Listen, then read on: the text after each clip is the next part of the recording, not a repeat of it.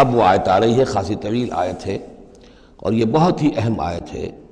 قل، اے نبی ان سے کہہ دیجئے، ان کان آباؤکم وابناؤکم واخوانکم وازواجکم وعشیرتکم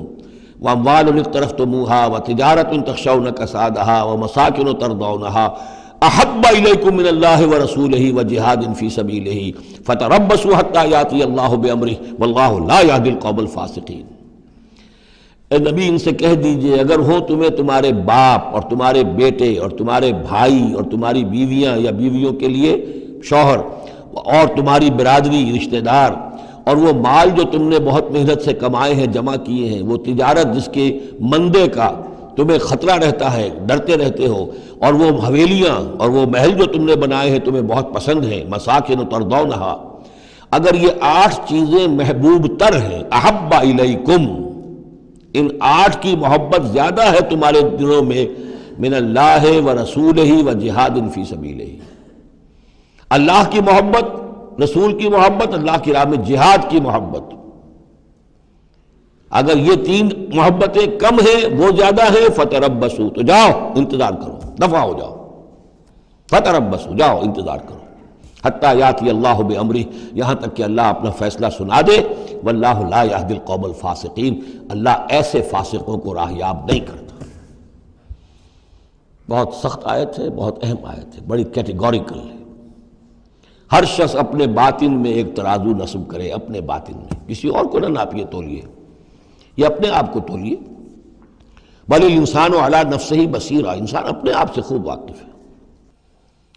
ایک میں ڈالیے پلڑے کے اندر یہ 8 محبتیں، باپوں کی محبت،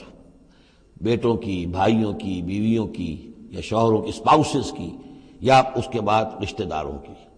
اور 3 شکلیں ہیں مال کی، وہ مال جو جمع کیا ہے، اور وہ تجارت جو بڑی محنت سے جمائی ہے، اس کا مندے کا اندیشہ رہتا ہے، اور وہ گھر بنائے ہیں، محل بنائے ہیں، کوٹھیاں بنائی ہیں، ولاز بنائے ہیں، بڑے ان کو سجایا ہے، ڈیکوریٹ کیا ہے۔ اگر ان 8 چیزوں کی محبت تمہارے دل میں زیادہ ہے، اللہ کی محبت، اس کے رسول کی محبت، اللہ کی راہ میں جہاد کی محبت سے، یہاں یہ تیسری چیز ہے کانکریٹ۔ پہلی 2 تو آپ کہہ سکتے ہیں میرے دل میں بڑی محبت ہے، آپ کو کیا پتہ، ٹھیک ہے بھائی، ہو سکتا ہے ٹنوں محبت ہو اللہ کی آپ کے دل میں، اور رسول کا بھی عشق ہو سکتا ہے کہ ٹنوں ہو آپ کے دل میں، لیکن تیسری محبت تو نظر آ جائے گی، اللہ کی راہ میں جہاد کی محبت کتنی ہے۔ اگر یہ 3 محبتیں ہلکی ہیں، وہ پڑھنا بھاری ہے، فتربصوا حتی یاتی اللہ بامرہ، تو جاؤ انتظار کرو یہاں تک کہ اللہ اپنا فیصلہ سنا دے، اور اللہ ایسے فاسقوں کو، ایسے ناہنجاروں کو، ایسے سرکشوں کو اللہ تعالی ہدایت نہیں دیتا۔ یہ سیلف اسیسمنٹ سکیم ہے، ہر شخص خود اپنا جائزہ لے، کہاں کھڑا ہے، اس کی allocation of time, allocation of energies, اپنی صلاحیتیں کہاں لگا رہا ہے، کہاں کھپا رہا ہے، کس کام میں لگا رہا ہے۔ اسی کو پھر علامہ اقبال نے ایک شعر میں جمع کر دیا ہے،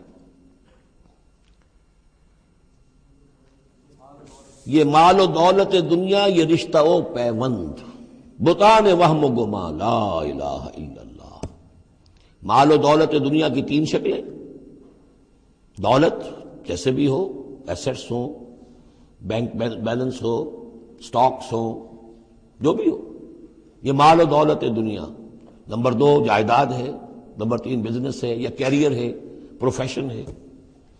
اور رشتہ و پیوند جو سب سے قریبی ہو سکتے ہیں، باپ، بیٹا، بھائی اور سپاؤس، اور جو بھی اور رشتہ دار ہیں۔ یہ مال و دولت دنیا، یہ رشتہ و پیوند، بتان وہم و گما، یہ صرف بت ہیں، ہمارے اپنے وہم کے، توہم کے، ان کی کوئی حقیقت نہیں ہے۔ بتان وہم و گما، لا الہ الا اللہ۔ اگر لا الہ الا اللہ کی شمشیر سے ان بتوں کو آپ توڑ نہیں دیں گے، اور جب تک ٹھیک ہے، حق ہے ان کا،